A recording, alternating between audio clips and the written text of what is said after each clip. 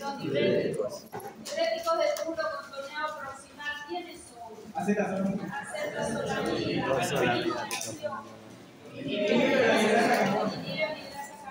¿Como diurético está óptimo? No. ¿Para qué sirve? Para hipertensión metabólica, hipertensión intracraneana, para el glaucoma. Para una intoxicación por oxígeno.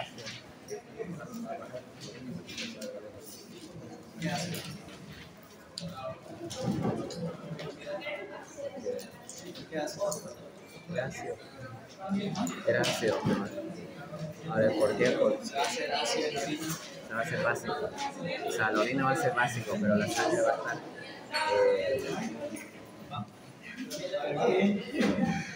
El estado físico, voy a hacer un test de estado físico de mis alumnos. Suben la escalera, en cuánto tiempo y con qué frecuencia llegan.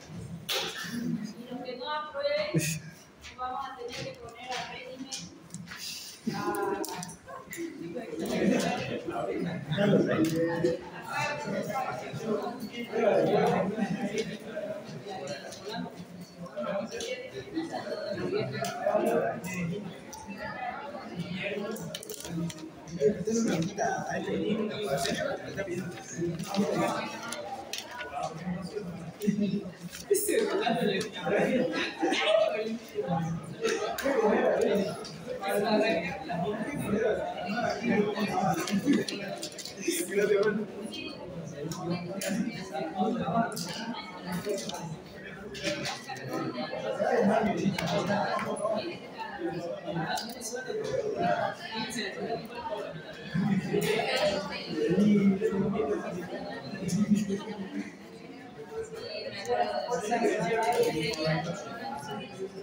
Dice que va a ser 30 grados, hoy decían un surazo terrorista.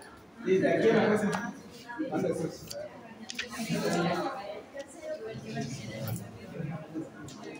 ¿Cuáles son los diuréticos más efectivos que tenemos? Diurético de ¿para qué usarían?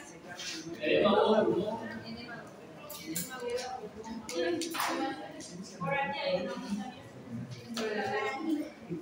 de 1004 vamos a hacer dieta y le falta diuréticos móticos para que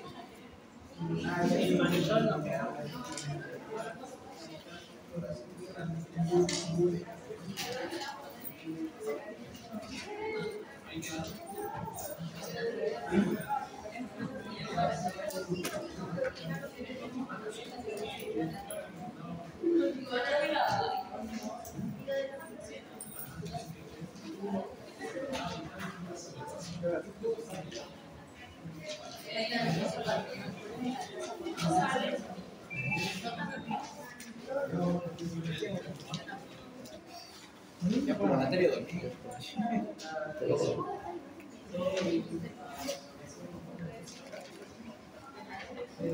Mañana no.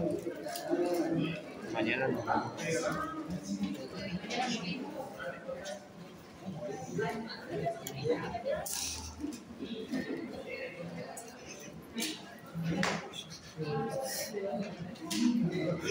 Bien.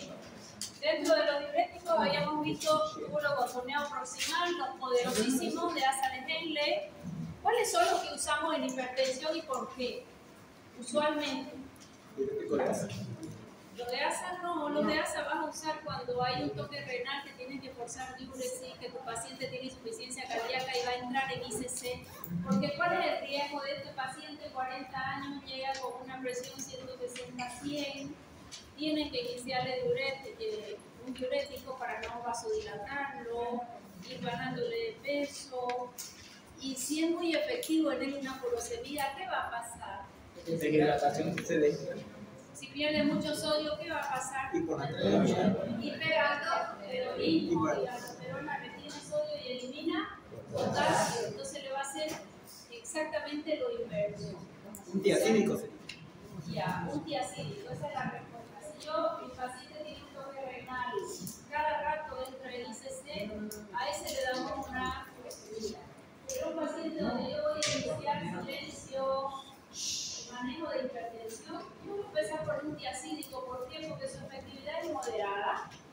al ser moderada, no voy a tener el efecto rebote y me va a servir de largo plazo.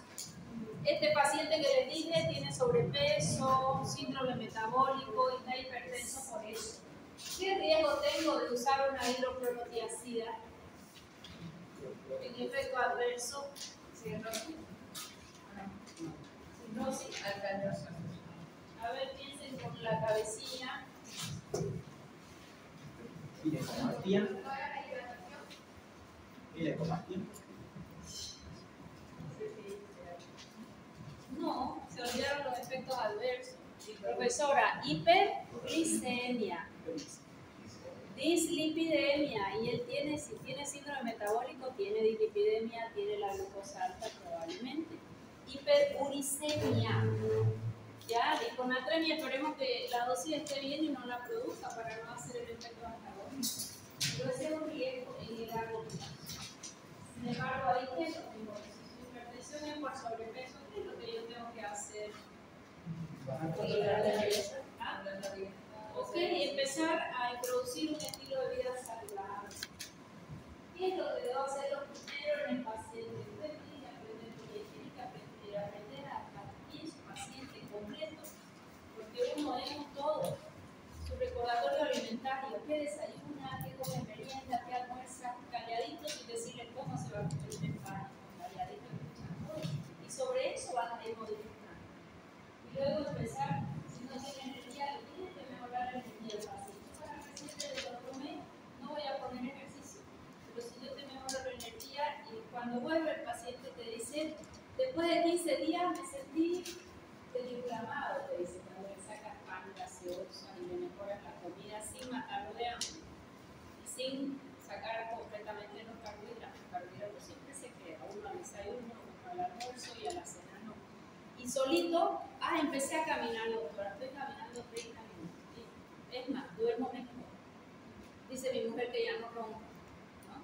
Entonces empieza él a ver los cambios de solito, ya va introduciéndose eso, lo voy a saltar con el tiempo y bajamos. Eso siempre es así, ¿ya? Bueno. Después de ese diurético vimos los ahorradores de potasio. ¿Cuántos grupos de ahorradores de potasio? 2. ¿Por qué digo 2? Porque son 2 mecanismos de acción diferentes. ¿Cuál es la espironolactona? ¿Qué mecanismo de acción tiene espironolactona? Análogo, le dije yo, es antagonista. ¿Ya? Borren el análogo. Análogo es igual, antagonista es opuesto. Quise decir que su estructura química es similar, entonces ocupa el receptor de ella, pero análogo es igual, antagonista que va a ocupar el receptor, su molécula es parecida y hace lo opuesto, ¿ya? Es antagonista, no análogo. Error. Así. Y ocupa el receptor, entonces la aldosterona, ¿qué hacía? Retenía sodio y eliminaba potasio. Se va el sodio y el potasio se queda. Si el potasio se queda, ¿cómo se llama este grupo de fármacos? Ahorrador de potasio. ¿Para qué usarían un ahorrador de potasio? Los pacientes con hipopotasemia. Pacientes con hipopotasemia, ¿qué fármaco la produce? Los que son combinados con ella. Lo de asa de... Diuréticos de asa, principalmente o furosemida en algunos pacientes. ¿Okay?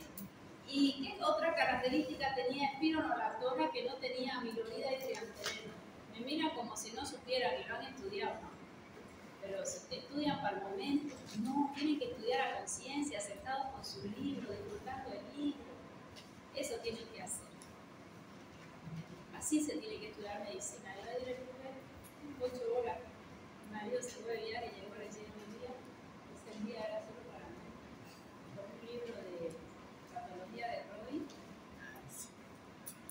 original, haciendo mi tesis, de ahí sacaba la información y lo que necesitaba. Con un placer enorme. Eso tienen que sentir ustedes con sus libros. Y para sentir eso, yo tengo que trabajar con tiempo. No tengo que trabajar sobre la hora. ¿Ya? Háganme caso. Si quieren ser buenos médicos, no que aprueben y que se reciban y que le den su diploma. Eso va a venir solo. Para ser buenos médicos, acostúmbrense a sentarse todos los días 1 hora. Si pueden 2 o 3, mejor. Pero solitos van estudiando con tiempo y disfrutando sus libros, su literatura, buscando en Google lo que no entienden, ese pedacito y siguen su lectura. Háganme caso. Acostúmbrense, eso se llama disciplina. Ese va a ser un buen método. Los demás, con los desvelos y todo, van a llegar a desfilar y a recibirse.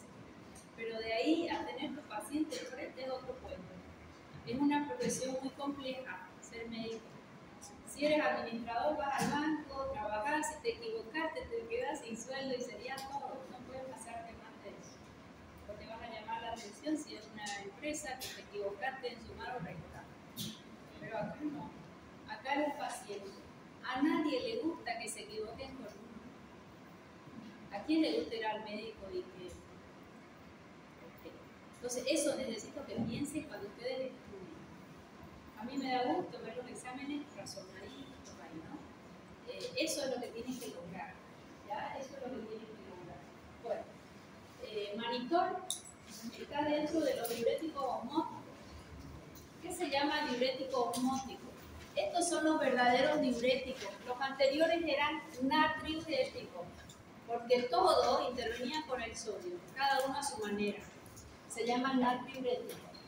Vulgarmente le llamamos a todos diuréticos. No sé por qué se ve así. Ahora ya no se ve nada. Ahora sí. Los anteriores se llamaban natriuréticos. Estos son verdaderos diuréticos. Porque el diurético arrastra agua, los otros arrastran sodio, le acompaña el agua.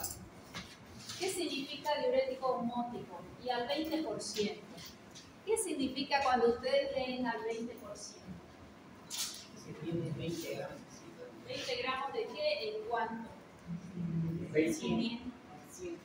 20 gramos en 100 ml. Eso es al 20%. Es una solución. Esto viene en envase de suero, solución al 20%. Ahorita voy a ver por qué anoté. ¿Qué es lo que van a hacer?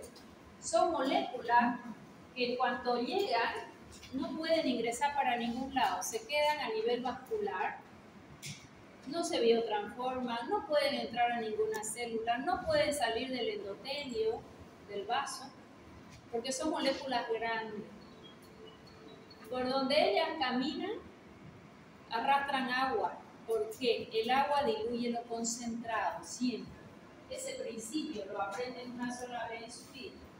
Este es el vaso, hemos puesto endovenosamente estas moléculas de manitol. ¿Qué va a hacer ese manitol? Osmóticamente activa.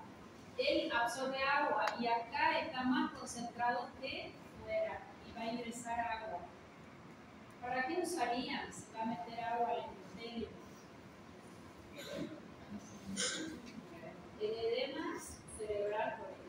El edema cerebral es un buen fármaco, se usa no más de 5 días ya para fundir edemas, edemas generalizados, ¿ya?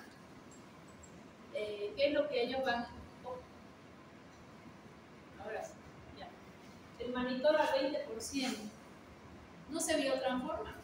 Él entró y arrastra agua nada más, por donde él camina arrastra agua.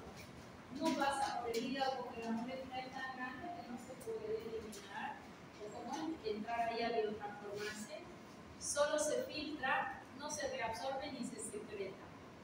Muchos dicen que es un marcador del filtrado glomerular, porque solo se filtra. ¿Quién es para nosotros el marcador de filtración glomerular? La quinina, gracias. Valor normal 0,4. ¿Qué pasa si a él en lugar de ponerlo endovenoso se lo doy vía oral a mi paciente? Diarrea. ¿Se va a absorber? No. Molécula grande, no va a pasar nunca la doble membrana lipídica. Se lo da para forzar una diarrea. En un paciente donde yo quiero unos rayos X, por ejemplo, sin materia fecal. En un paciente que queremos que entre a quirófano, a su cirugía de colon, se hace primero una evacuación y después una descontaminación selectiva del fluido o se da medicina, generalmente un antibiótico que no se absorba para evitar infecciones. Profilaxis en fallas renales, postoperatoria o liuria porque voy a forzar diuresis. Cuando quiero forzar diuresis por alguna toxina que tiene el paciente o un fármaco que está en elevada concentración en sangre. producción de la PIC. Este es el más importante para mí. Esto lo usa el neurólogo. ¿Por qué puse 20 gramos en 100 ml? Porque te dice 1 a 2 gramos por kilo. Pónganme cuánto le darían a este paciente que pesa 75 kilos, haciendo a 1.5 gramos por kilo. Se hace de 1 a 2. Se hace de 1 a 2, nuestro paciente va a tener un peso de 75 kilos. ¿Cuántos ml le voy a poner? Porque esto se pone una sola vez en el día y después al otro día repetir. A 1.5 voy a hacer gramos por kilo. A ver, a la pizarra volando, ¿quién lo hace? Están los puntos de oferta. Huele. Huele. Me voy a tratar de acordar tu nombre, Adrián.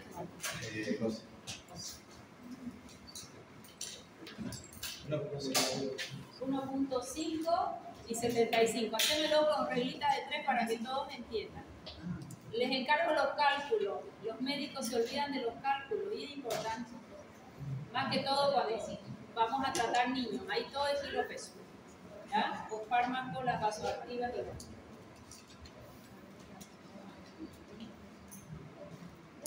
¿Cuántos ml le vamos a dar? Vamos.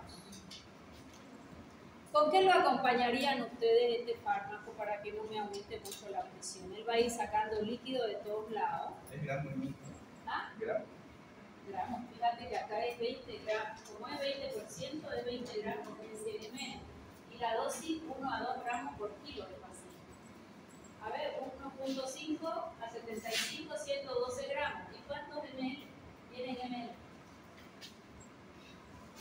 Esa era la pregunta. ¿Cuántos ml le damos? Que viene en frascos de 500 y frascos de 1000.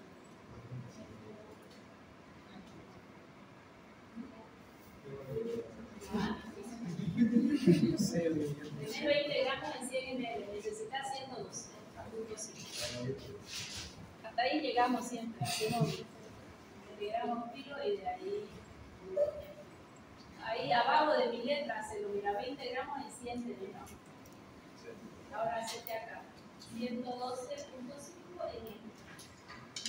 Esa es la cantidad, cada 24 horas. Lo usamos de 3 a 5 días. ¿Con qué lo voy a acompañar si él va a traer tanto líquido al vaso? A nivel vascular, la circulación sistémica me va a traer todo el líquido que pille mal parqueado. Porque el agua diluye lo concentrado y él está muy concentrado en el intravascular y trae el agua de todos lados. Un paciente hiperhidratado, ¿vieron ese paciente que le hicieron edema de pulmón porque lo hiperhidratan? No le calculan cuánto líquido le van a poner en su suelo y lo van a sobrehidratar. ¿Cuántos? 562. Los envases vienen de 500 y de 1000. Le ponemos un envase de 500 suficiente. ¿Por qué? Porque hemos hecho a 1.5 y la dosis es de 1 a 2. ¿Se entendió? Sí. ¿Todos? 21. Entonces, vamos de vuelta. Si acá dice 20%, son 20 gramos en 100 ml. Podríamos hacerle de 1 a 2 gramos, 1,1, 1,2, yo le di 1,5. 1.5, 1 kilo le damos 1.5 gramos. 75 kilos le damos 112 gramos. 20 gramos en 100 ml, en 112.5 gramos que necesito, ¿cuánto de ml? 562. Los envases vienen de 500 y de 1000, ponemos un envase de 500, directo. Coloco ese manitol en sangre y aumento mi volemia, pero voy a sacar todo del extracelular, el líquido. ¿Qué puedo hacer para no elevar presión arterial a ese paciente? Un vasodilatador, pero el tema acá es volumen. Hipertensivo. ¿Qué? Un diurético. Very good. Le vamos a hacer con furosemida.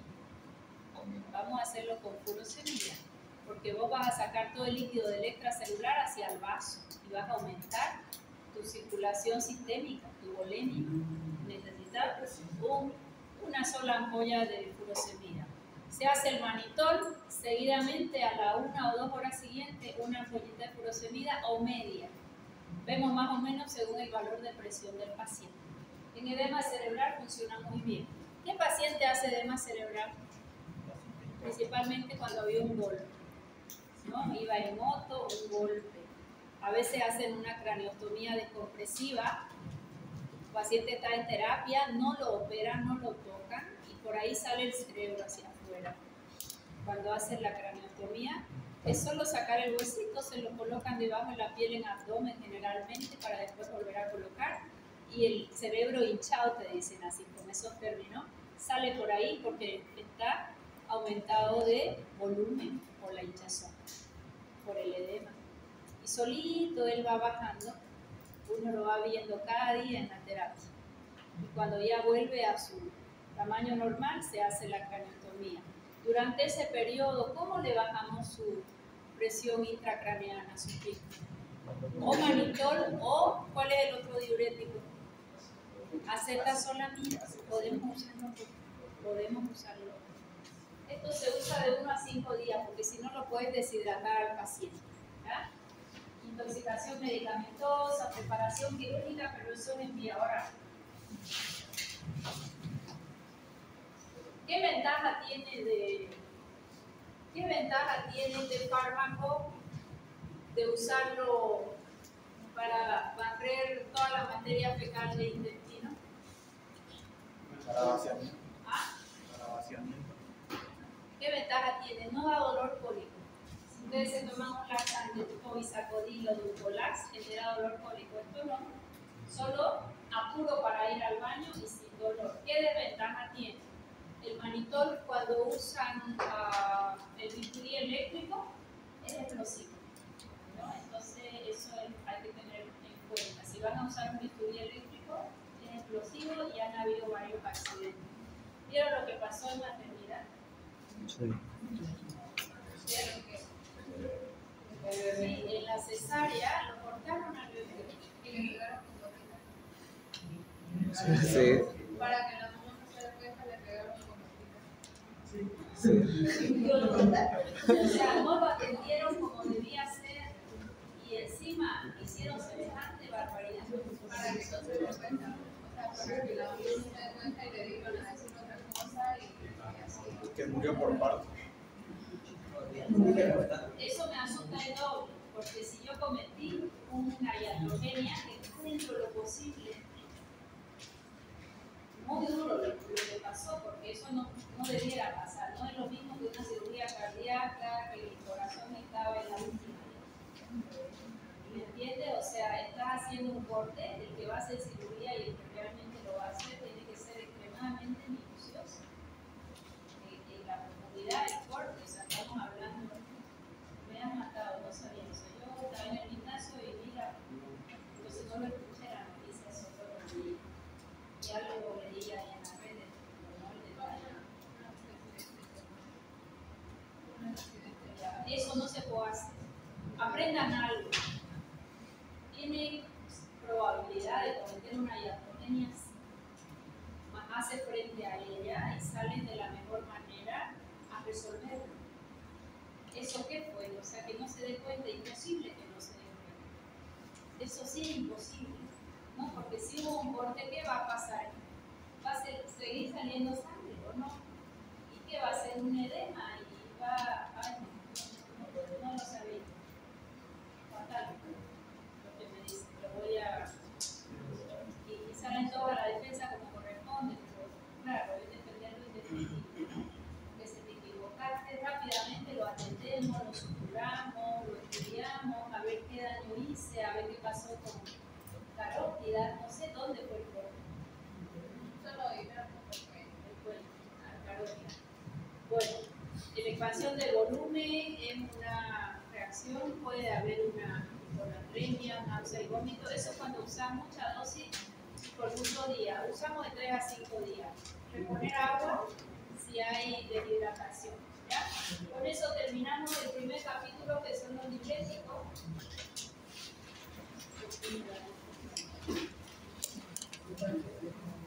El primer capítulo, que son los diuréticos, y ahora vamos a entrar a un capítulo extremadamente importante porque probablemente es uno de los fármacos más usados. ¿Será cierto lo de la gotita o lo dijo la familia? No sé. Yo no creo que salió una médica haga eso. Salió en las noticias y salió los videos de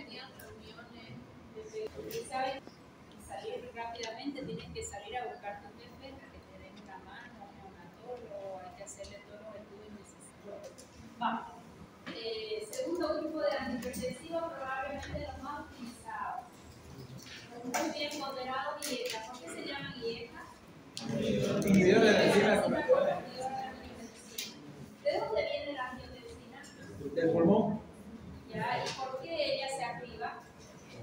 Porque entra en contacto con el La bulimia. Cuando va la bulimia. Se activa la renina, luego. Ya, ¿por qué se activa renina? Porque hay baja presión. Porque hay baja perfusión renal. El riñón pega un grito cuando a él le falta filtración. Baja perfusión renal, él pega un grito. ¿Cuál es su forma de gritar del riñón? Liberar renina. Silencio. Libera renina. Si libera renina, ¿qué hace la renina? Es una enzima que va a activar al. Es una enzima la renina. Activa la angiotensina. Convierte la angiotensina La en máquina. A ver, vamos por partes. Yo en sangre tengo mucho angiotensino. ¿Quién produce el angiotensino? el hígado. El hígado, y es una proteína, básicamente, y él la produce. ¿Es activa o inactiva? Inactiva. Es activa. ¿Quién la va a activar? La renina. La renina. ¿Y dónde la va a activar? En el plasma. En el plasma. Y eso permite que el angiotensinón la pase a Pulmón. angiotensina 1 en plasma. Angiotensina 1. ¿Y esa angiotensina 1 a qué va a pasar? Angiotensina 2. Angiotensina 2, ¿gracias a quién? La A la ECA, que eso sí produce en pulmón. Y va a producir angiotensina 2. Levante la mano, ¿quién sabe las funciones fisiológicas de angiotensina 2? Arriba la mano, todo lo que se. Sin hablar, ¿quién más sabe qué hace angiotensina 2? ¿Quién más? ¿Nicolás? Ajá. ¿Quién más? ¿No saben qué hace angiotensina 2? Diego, ¿qué hace angiotensina 2? ¿Qué hace angiotensina 2?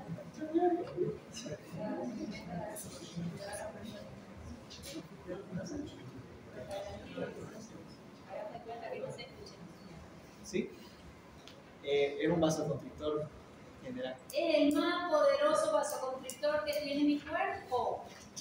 Angiotensina 2 es el más poderoso, más que él nadie. Selectivo. Selectivo, ya, y tiene otra función. Promueve la inflamación. La angiotensina 2. Estimula la síntesis de aldosterona. Estimula la síntesis de aldosterona, que la aldosterona se produce ¿dónde? En la corteza de la glándula suprarrenal. En la glándula suprarrenal. ¿Y actúa a qué nivel? Es un túbulo. Túbulo, lo hemos estudiado conmigo. Túbulo Colector. ¿Y qué hace en el túbulo colector? absorbe sodio y Tiene sodio absorbe y elimina potasio. Una cosa de loco. Loco. A ver, vamos por partes.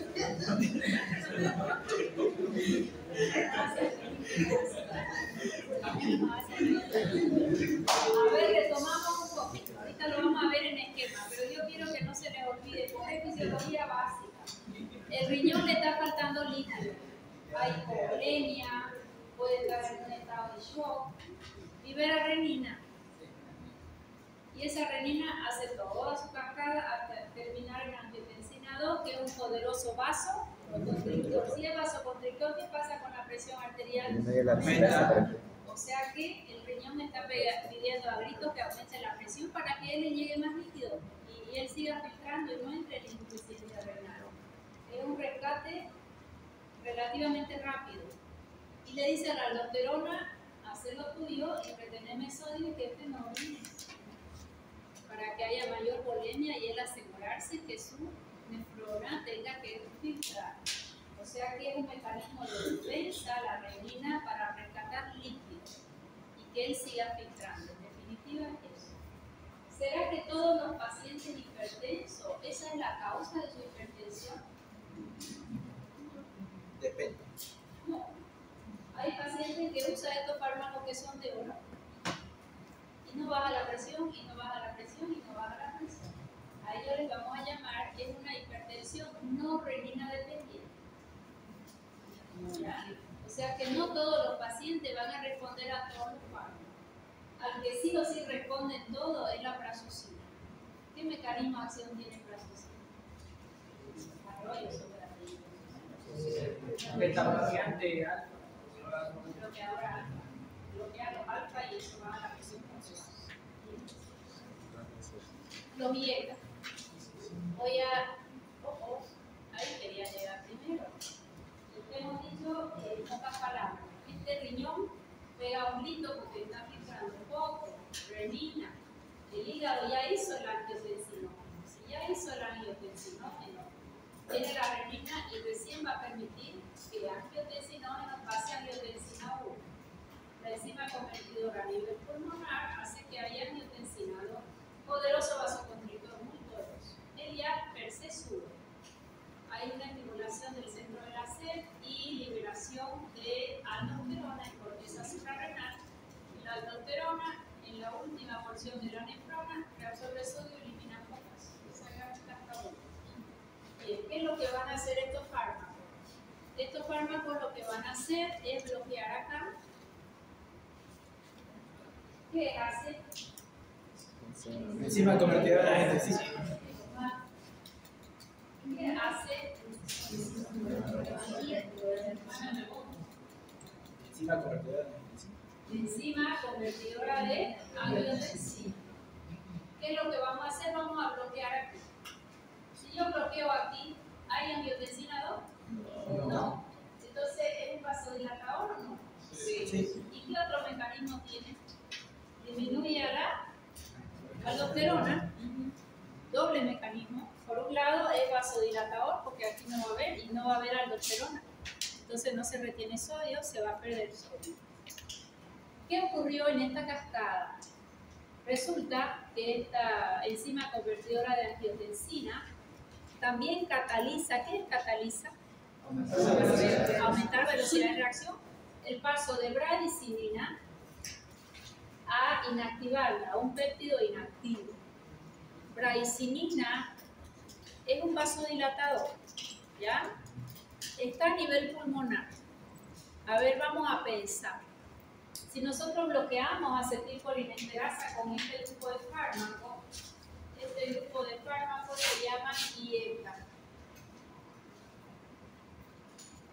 Inhiben a la enzima convertidora de angiotensina. Esto es del inglés que lo han pasado, por eso está al revés. Yo voy a usar mi IECA, que es el enalapril, captopril, lisinopril y rimipril. Uso IECA y bloqueo acetilcolinesterasa. Angiotensina 2 no va a haber, entonces voy a tener vasodilatación. Aldosterona no se va a poder liberar y aumenta la eliminación del sodio y retiene potasio. ¿Qué efecto adverso va a tener estos fármacos? Hiperpotasemia, ojo, porque muchas veces se combina un antihipertensivo con diurético y hay que ver porque este ya hace hiperpotasemia. Un ahorrador de potasio no le pueden poner aquí. ¿Ah?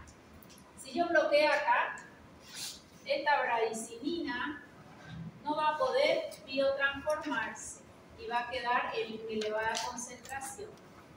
Ella probablemente es una buena vasodilatadora en vasos que bañan el pulmón. Esa es la hipótesis que hay. En vasos que bañan el pulmón. No es broncodilatadora, no actúa en bronquio. El bronquio tiene vasos que lo van a pegar, ¿verdad? A darle su inervación, quiero decir, su irrigación. Su irrigación. Resulta que esta bradicinina a esos vasos los dilata. A los vasos que irrigan pulmón. No estoy diciendo que es broncodilatadora, son los vasos que irrigan el pulmón. Si yo no tengo a esta enzima, la bradicinina va a estar alta y probablemente dice te hace un efecto vasodilatador como una regurgitación pulmonar. Y se cree que ella es la causa de que en un 10 a un 20% de pacientes estos fármacos nos hagan tos. Una tos irritativa que da en cualquier momento del día y que ningún antitusivo la controla. Y le vamos a llamar tos por IECA. Voy a aprovechar esta lámina para hablar de este efecto adverso. Repito.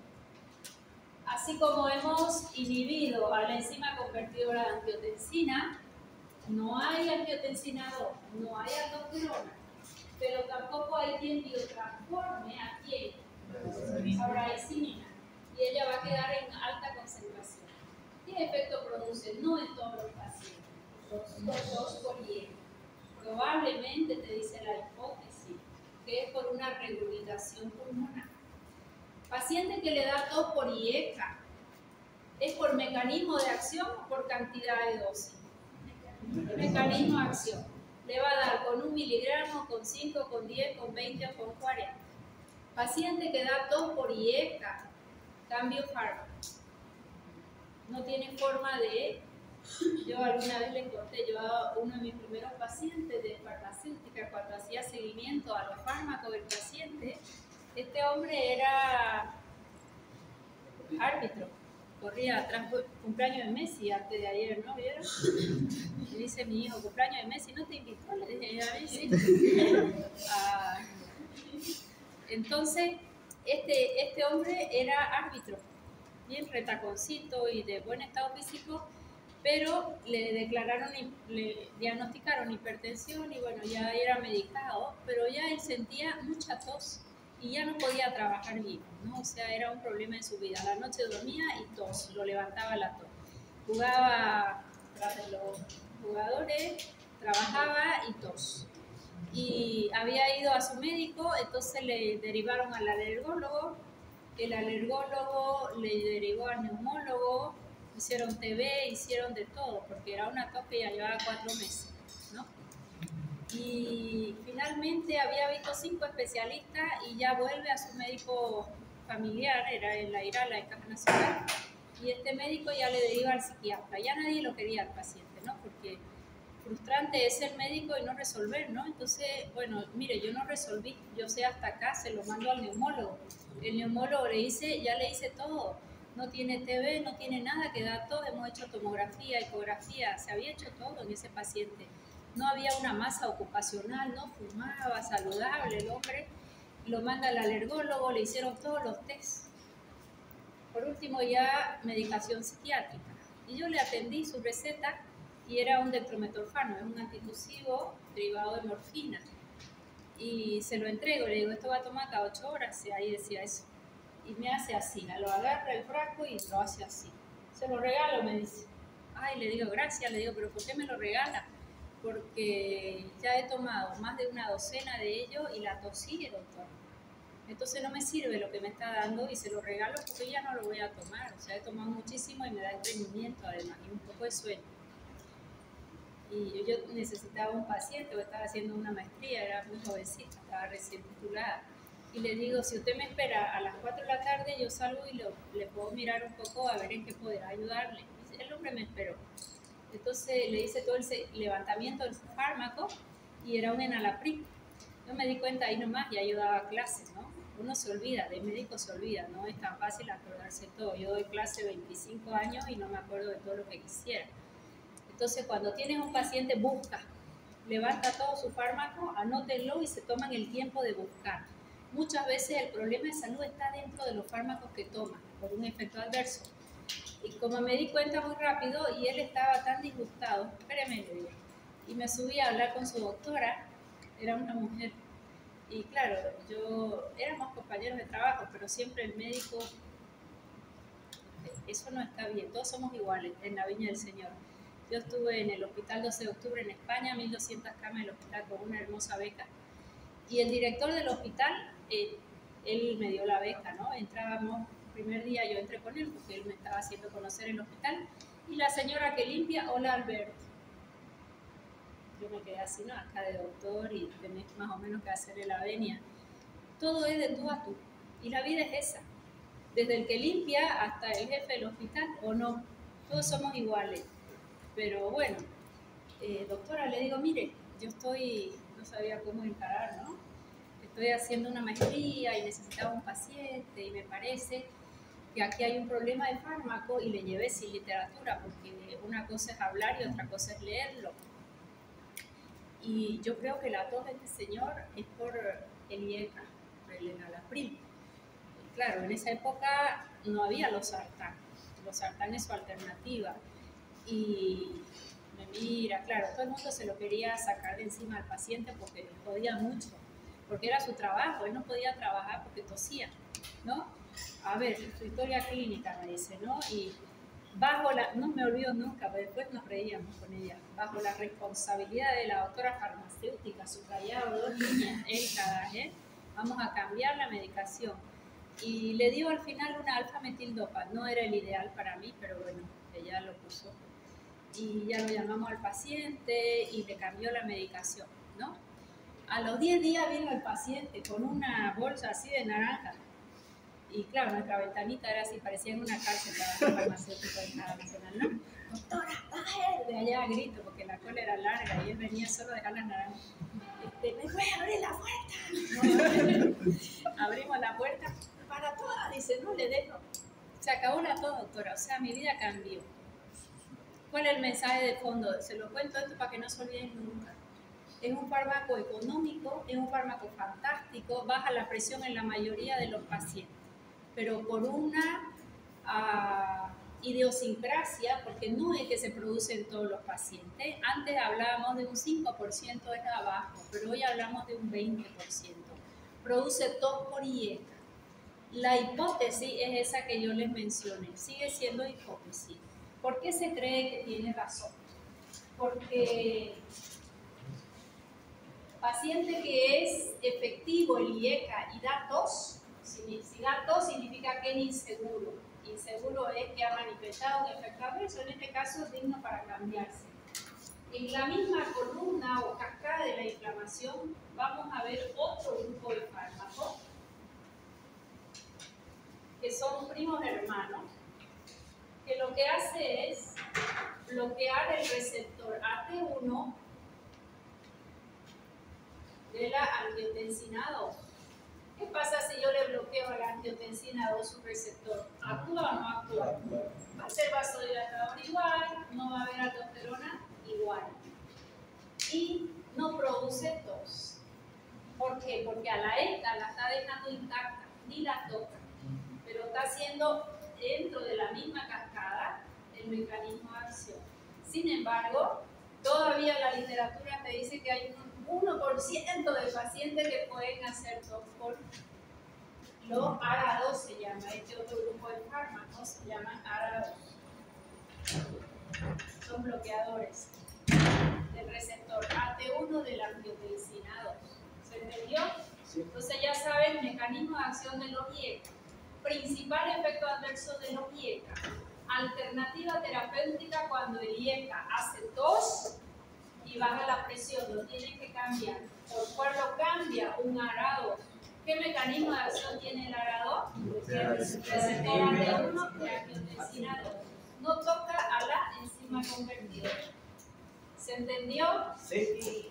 Bueno.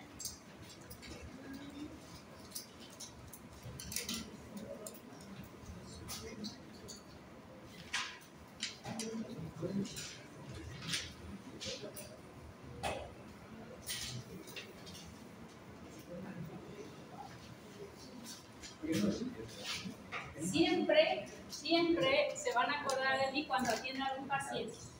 Lo que le está pasando al paciente, desconfíen de los efectos adversos de los fármacos. Si tu paciente toma 3 o 4 fármacos, lo anotas. Cuando se va tu paciente y tienes el tiempo ideal, lo empiezas a buscar. ¿De dónde van a buscar los efectos adversos? Fichas técnicas. Flores no me sirve. Una se ve más serio. Los dos son serios. Hay literatura para entender la fármaca, pero no en detalle. En la ficha técnica, que es el METRA, en realidad es un sistema de reacciones adversas a los medicamentos que usa la farmacovigilancia. METRA se llama ese programa. Económicamente no es barato, por eso lo deberíamos tener en nuestra computadora. Pero lo podemos conseguir indirectamente buscando las fichas técnicas que estamos publicando. ¿Se entendió? Sí. Sin flojera la busca, la baja y los relee.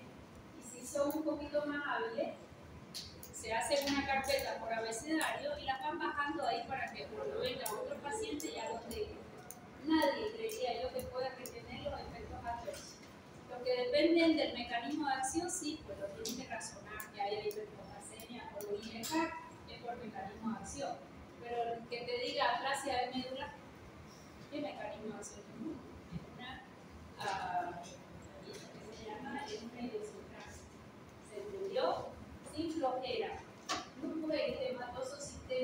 fármacos produce hasta un más avanzado de lo que se conoce? Porque claro que no se conoce también. No era furosemida, era hidroclorotiazida. El que está más asociado es la hidroclorotiazida. Hidroclorotiazida. Son fármacos que probablemente el paciente lo va a tener todavía y esos son la causa del problema de salud. Droga de oro, enalapril, el más antiguo. Profesora, ¿y estos más nuevos son mejores? Mismo mecanismo de acción, misma efectividad. La única diferencia, farmacocinética. ¿Qué es farmacocinética? Es la modificación.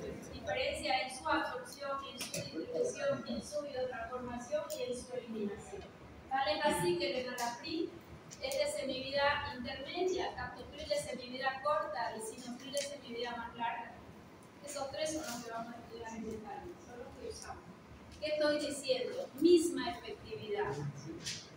¿Qué otra diferencia? Que tenga grupos sulfidrilos o no, no nos interesa. Esto sí me interesa. ¿Qué es un profármaco? Tiene acción farmacológica. ¿Qué necesita? Transformarse. Enalapril pasa a enalapril aumenta. Y recién es activo, lisinopril también. Vamos a ver si razona.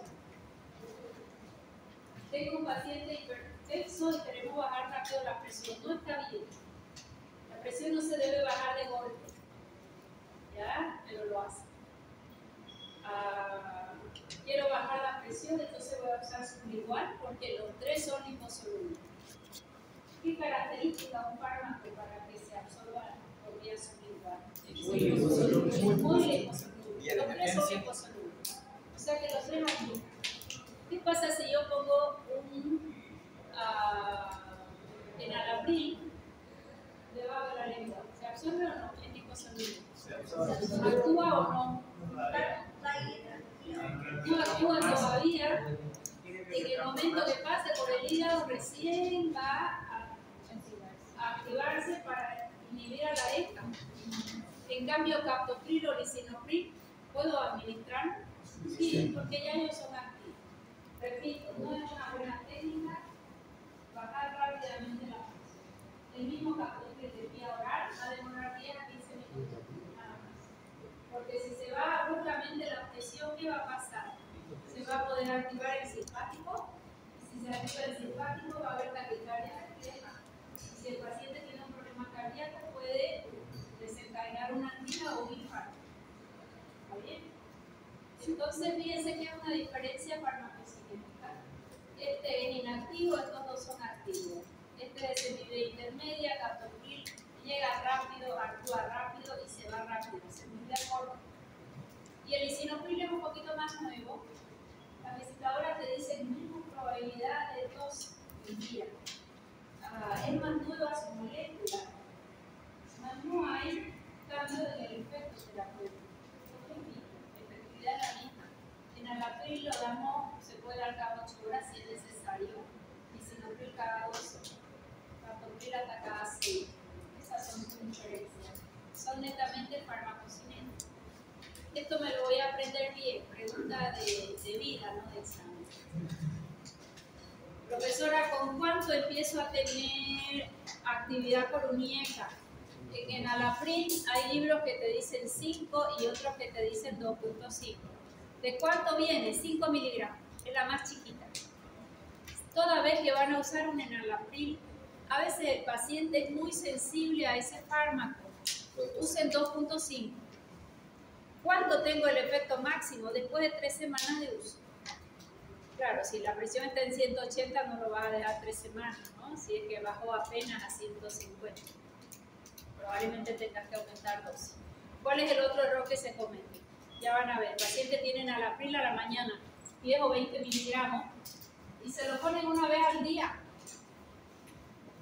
Y su semivida es larga como para 1 day. Viene al médico siempre 10 de la mañana, toma a las 7 de la mañana, le mide la presión y le dice: don Pedro, fantástico. Su presión, manténgame la dosis. ¿A qué hora él debía tomarle la presión? Antes de volver a tomar. A las 12 horas me gustaría. Y hacer una curva. Incluso le puede pedir al paciente, le va sacando fotitos y me lo anota y me lo trae, porque yo no voy a ir a traer al paciente ni le voy a medir 24 horas su presión. Siempre es bueno, para que el paciente se sienta cuidado y vos te sientas tranquilo, que él traiga su tensiómetro al consultorio. Le mides con el tuyo y le mides con el de él para saber margen de error. Lo mismo si tiene su glucómetro. Le mide en el consultorio y le mide con el de él para saber margen de error. Cuando el paciente va a hacerse una glucosa en ayuna, que lleve su glucómetro, que le midan en el laboratorio y le midan con su glucómetro. Y así va a saber que está 10 arriba, 10 abajo, lo que fuera. Y te hace una curva. ¿Qué es lo ideal con ese paciente? Que él le tome la presión a las 8 horas, a las 12 y a las 24 horas. Si toma a las 7, antes de tomarlo, ahí tomamos la presión. ¿Qué te va a dar ese resultado? Vamos a saber si el fármaco sí está actuando. Si cubre 24 horas, gracias. ¿Me sirve tenerlo 12 horas con la presión hermosa y las otras 12 horas no? No sé, dice, ¿por qué amaneció el abuelo con embolia? Dice, si toma su medicamento. Porque le duró 12 horas y cuando estaba dormido ya se levantó sin hablar, ya fue el problema. Y él toma su medicamento. ¿Te sirve o no te sirve? En todo caso, ¿qué te sirve hacer? 10 y 10 y toma una de 20. Eso se llama cronofarmacología, respetar la semivida de los fármacos. No te sirve controlar 12 horas y las otras 12 horas no, porque ahí es donde tenemos bien. La franja terapéutica, ¿qué es franja terapéutica? La distancia distancia entre Entre la dosis mínima y la dosis máxima tolerada. 2.5, hay libros que te dan 5, hasta 40. Comprimidos vienen de 5, de 10 y de 20. ¿Qué es 40? 20 cada 12 horas. No, logro bajar la presión, pero no es lo suficiente. ¿Le doy más de 40? No vas a lograr más efecto terapéutico. Lo dejas el fármaco y lo mantienes. Y ahí lo deben combinar con otro mecanismo de acción diferente. ¿Qué mecanismo de acción conocen las pastillas de fármaco antihipertensivos? Agonitas alfa-2, bloqueantes alfa, diuréticos. Tienen un arsenal. Hoy los consensos de farmacología cardiovascular te dicen lo dejas al fármaco y sumas otro mecanismo de acción. Y sumas otro y sumas otro. Es más, hoy en día vienen con forma farmacéutica con 3 antihipertensivos juntos y no a dosis máxima. Viene normalmente un beta bloqueador, tiene un diurético más un ahorrador de potasio, o una antagonista de calcio con un diurético, con un ahorrador o con un beta bloqueador. Esas son las nuevas corrientes. Si buscan consensos más anteriores, te decía, use uno, elija el que usted quiera, que vea que es mejor para su paciente. Usa ese fármaco hasta dosis máxima. Si no controló la presión con dosis máxima, lo quita y empieza a usar otro. Hoy en día no, dejan ese y aumentan y aumentan y aumentan. Captopril, el que tenemos en Santa Cruz o en Bolivia, no es sublingual, pero lo usan sublingual. Vas a la farmacia, te con la presión alta y ahí nomás te lo mandan debajo de la lengua sin pedirte permiso. Fatal. ¿Ya? ¿Por qué se puede usar sublingual? Porque es muy liposoluble, pero si ustedes ven su literatura, te dice vía oral. ¿Ya? De 25 hasta 50 miligramos. Le puedes dar 50 cada 8, no adelanta, no vas a bajar más la presión arterial. El lisinopril son lo menos, pero es semivida más larga, sí se puede dar cada 12 horas, de 10 hasta 40 su franja terapéutica. Estos otros no tuvieron gran realce, ni los tenemos ni los usamos. Me van a estudiar bien estos 3, los 6 los van a conocer, hay muchos más. Imipril, ramipril, cada vez hay más pril. No ofrecen ventajas terapéuticas, solo cambios farmacocinéticos, que se biotransforme más, menos, que se vaya por filtración, por secreción, no más que eso. ¿Ya? Pero estos 3 bien estudiados, que es lo que usamos. ¿Qué mecanismo de acción tiene? Ya lo saben de memoria. Inhibidores de la enzima convertidora de angiotensina. La ECA es idéntica a la bradiciminasa. Bueno, entonces bradiciminasa también no hay que la transforme en la causa de la tos. Pueden afectar otras enzimas similares a prostaglandinas, sí. Probablemente esa de el mecanismo de acción son las hipótesis para que ayuden la tos. Parecen haber pocas diferencias, dice significativa. En efectividad ninguna.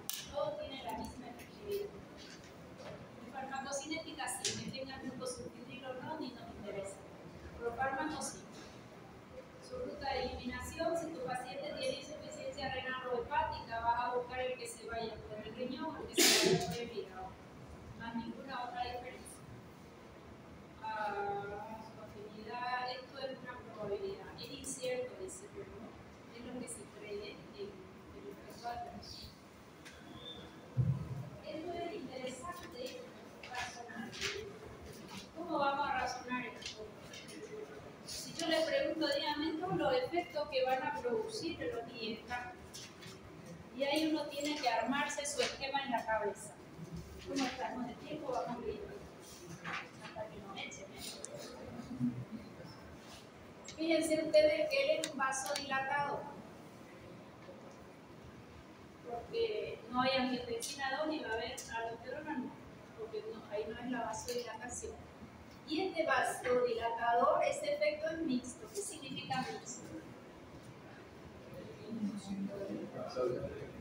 Arteriovenoso. Prohibido escribir solo aquí. Arteriovenoso. Este es un pobre corazón. ¿Quién trae la sangre al corazón?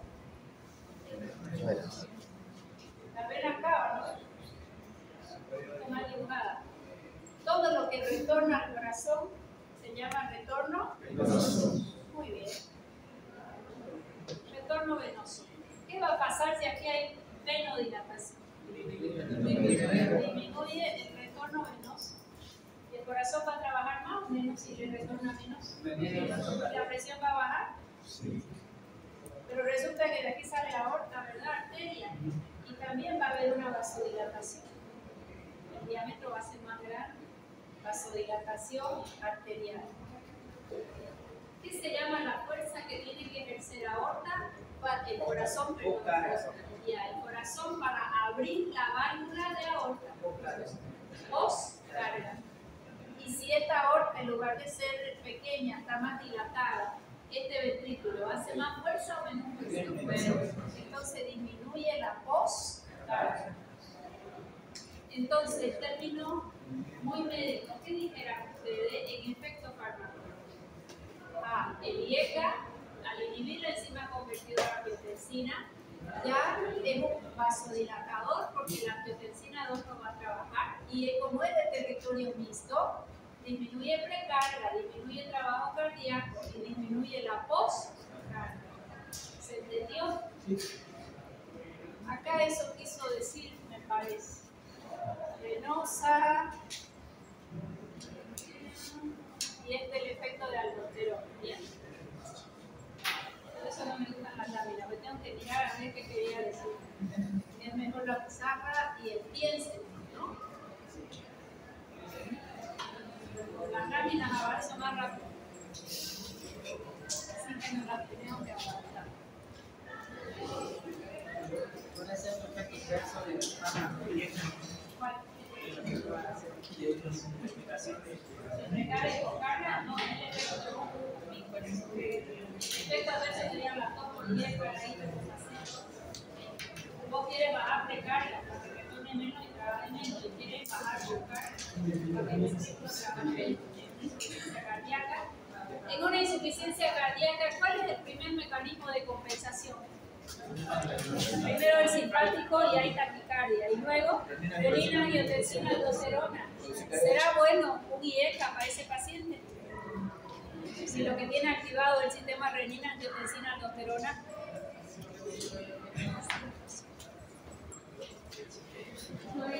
A ver, quiero que me atiendan.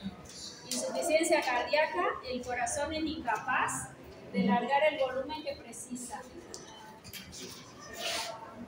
En cada sístole se le queda un poquito de sangre sin expulsar, otro poquito, otro poquito, otro poquito y si se le queda mucho poquito sin expulsar, se va a encharcar bien pulmón y va a entrar en ICC. Este paciente que está en insuficiencia cardíaca tiene disminuido su gasto cardíaco. ¿Quién se afecta? ¿Qué hace el riñón? Todo eso le va a llevar a hipertensión arterial. ¿Será que uso un IECA en él? Sí, claro, porque se activó el eje de la renina. Si yo acá lo bloqueo, el mecanismo compensatorio que le está haciendo la hipertensión lo voy a controlar. Le va a disminuir la precarga y le va a disminuir la postcarga y no va a entrar en ICC. ¿Se entendió? Sí, indicado ahí, ICC.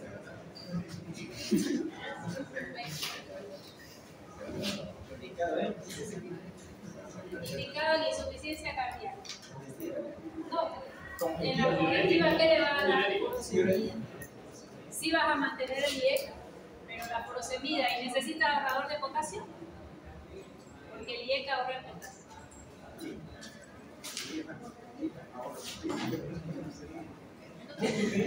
Indicación. Indicación de lo IECA e hipertensión. Hipertensión por insuficiencia cardíaca. ¿Todos los pacientes responden a lo IECA? No. La mayoría sí. Pero si no responden y sigan hasta la franja terapéutica aumentando. Esto era nada. Disminuye precarga, poscarga, nada. Efectos farmacológicos. Son vasodilatadores. Arterio venoso, reduce precarga y poscarga. ¿Por qué reduce precarga? Porque son vasodilatadores venosos.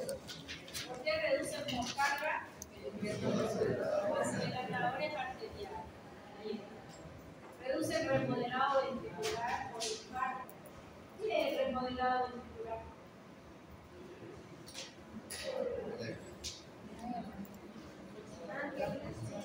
Ninguna fuerza es remodelado. ¿Qué es el remodelado? Reduce la modificación de la riqueza, o sea, disminuye que el ventrículo se hipertrofia. En caso que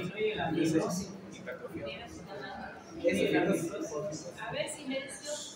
Justo venía esta arteria coronariana y se obstruyó y nos hizo infarto en esta zona. Un pequeño infartito. Infarto, necrosis, muerte. ¿Okay? Esto bioquímicamente tiene su proceso y esta parte queda como un corcho y pierde elasticidad. Entonces todo se contrae menos esa parte y si se contrae menos va a expulsar menos y va a bajar el BMC. Esto al remodelarse queda como encorchado y sin elasticidad. Paciente que se infartó, ya van a ver ustedes en las unidades coronarias o en emergencia o en terapia, ahí nomás le ponen un IECA de vía oral, aunque sea por sonda. ¿Por qué? Porque le disminuye el remodelado, para que esta área de penumbra que se está infartando, porque eso recién en 48 horas se determina el área de infarto total. ¿No? Dice, todavía no terminó de infartarse, van a escuchar. Porque son áreas de penumbra que no sabemos hasta dónde llegó la falta de oxígeno. Después sí lo vamos a ver bien en un electro, pero en 48 horas ya está eso completado el infarto. ¿Ya? Evita el remodelado para que acá no se pierda tanto la elasticidad entre sus fibras. Eso es remodelado cardíaco. Si yo mejoro el remodelado, algo se va a contraer cuando lo demás, por vecindad, se contrae. ¿Ya? Eso es remodelado. Post-IAM. Post-IAM. ¿Qué IAM? Ya, normalmente el flujo renal se incrementa. ¿Por qué incrementa el flujo renal? Por la vasodilatación. Por la vasodilatación, porque ya no hay angiotensina 2. Reduce la proteinuria por claro. Una proteinuria ya te está hablando que hay un daño en cápsula de Bowman. Y si esto mejora la circulación, va a mejorar. Bueno, ¿Para qué usarían? Díganmelo ustedes sí. Díganme para esto y por qué. Hipertensión, ¿por qué? Por insuficiencia cardíaca. Veneno dependiente. Hipertensión normal, cualquier causa primero. ¿Por qué? Porque es un vasodilatador arteriovenoso. Ya. En hipertensión pulmonar, ¿va a ser útil? ¿Sí? Sí, profesora, porque es arteriovenoso, pero no es característico ni exclusivo a nivel pulmonar o de arteria. ¿Qué vasodilatador conocemos para la hipertensión pulmonar? Ese paciente que vive en La Paz, que hace hipertensión pulmonar y le dicen váyase a vivir a Santa Cruz, o la hipertensión, porque hay menor presión. O como es, sí, menor altura, mayor presión de oxígeno. ¿Por qué? ¿Qué le damos? Sildenafil. Sildenafil es un vasodilatador de territorio arterial fantástico. Más arterial que venoso. Sildenafil. Teníamos una paciente, mujer, ella era de La Paz y la mandaron para acá. Una hipertensión arterial es terrible para el paciente, la hipertensión pulmonar. Y yo tenía el centro de información de medicamentos en la terapia. Entonces las visitadoras médicas, casi todas eran mis alumnas, exalumnas. Y le digo a la que traía el sildenafil, había uno del laboratorio boliviano, me vas a traer lo más que pueda, porque con esta paciente estamos cada 4 horas, ¿no? Para su hipertensión pulmonar. Entonces justo ese día me consiguieron varias muestritas, porque la paciente no tenía recursos y sildenafil no hay en caja. Entonces lo dejé en el escritorio, me llaman de farmacia, voy a resolver algo, vuelvo y ni una caja. Todos mis terapistas varones, todos viejos, ¿no? Y a ver, le digo reunión. Cuando yo me levanté, aquí habían 12 cajas de sildenafil. Es para la paciente de la cama 4, que no tiene cómo comprarlo. Yo me voy a volver a ir. Cuando yo vuelva, quiero mis 12 cajas aquí. Yo volví, estaba mis 12 cajas. Ay, doctora, ya le voy a conseguir, le digo, pero esa está para mi paciente, ¿no? Bien. Con eso no se van a olvidar que el sildenafil es vasodilatador del territorio arterial. Pocos fármacos hay. Hidralazina es un vasodilatador arterial. La mayoría de los vasodilatadores, sean metabloqueantes, bloqueantes alfa, sean inhibidores de agonistas alfa 2, todos son mixtos, arteriovenosos, ¿ya? Pero hay 2 o 3 que son casi exclusivas del territorio arterial. Y vamos a estudiar otros que según la dosis son venosos. Y ya si sube la dosis pierde su selectividad por vena para disminuir la precarga. Esos son los nitratos vinitrínicos. ¿Por qué voy a usar en hipertensión? Porque es un vasodilatador arteriovenoso. ¿Por qué voy a usar en IAM? No va a prevenir un IAM. Lo que va a hacer es disminuir el remodelado ociano. En insuficiencia cardíaca, ¿por qué? Disminuye precarga, disminuye poscarga, le bloquea el mecanismo compensatorio y evita que entre en ICC. ¿Estás apurado? Entonces ahí está mal prevención. ¿Ah? Prevención no es prevención, es tratamiento post-IAM. En prevención sería porque si la presión no está alta, capaz no se va a infartar y es un vasodilatador. Pero hay vasodilatadores de coronaria. ¿Cuál es el mejor vasodilatador coronariano? Nitroglicerina. ¿Ah? Nitroglicerina. Nitrato de Doctora, pero al disminuir la precarga y la poscarga, ¿no estaríamos disminuyendo igual el trabajo cardíaco? Sí, eso queremos. ¿Y podría servir como prevención para IAM? Sí. Más que todo, porque el IAM que no es paro cardíaco, el IAM es la coronaria se obstruyó o hizo vasoespasmo y él es vasodilatador en coronaria. ¿Sí? Son cosas diferentes. Una es una parada cardíaca y el otro es un infarto. El infarto es a nivel coronariano. O hay un vasoespasmo sostenido sin causa aparente, es el de la gente joven no obesa, sin placa de colesterol y triglicéridos, hasta por estrés. Y está el que tiene las placas y se obstruye. Entonces el tratamiento es diferente. ¿Quieres sacar el trombo o quieres dilatar solamente?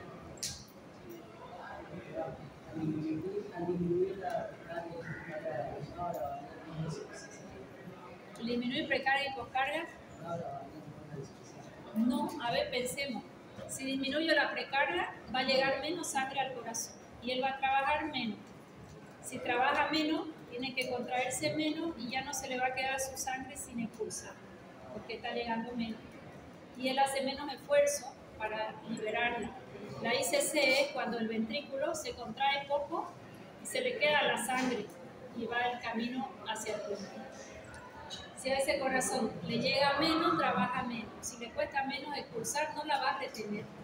El problema es cuando él la retiene porque no la puede sacar. Si le llega menos y expulsa más, no hay cómo encharcar el pulmón. Ojo, todo tiene su tiempo, ¿no? No es que nunca va a entrar en ICC según el deterioro cardíaco.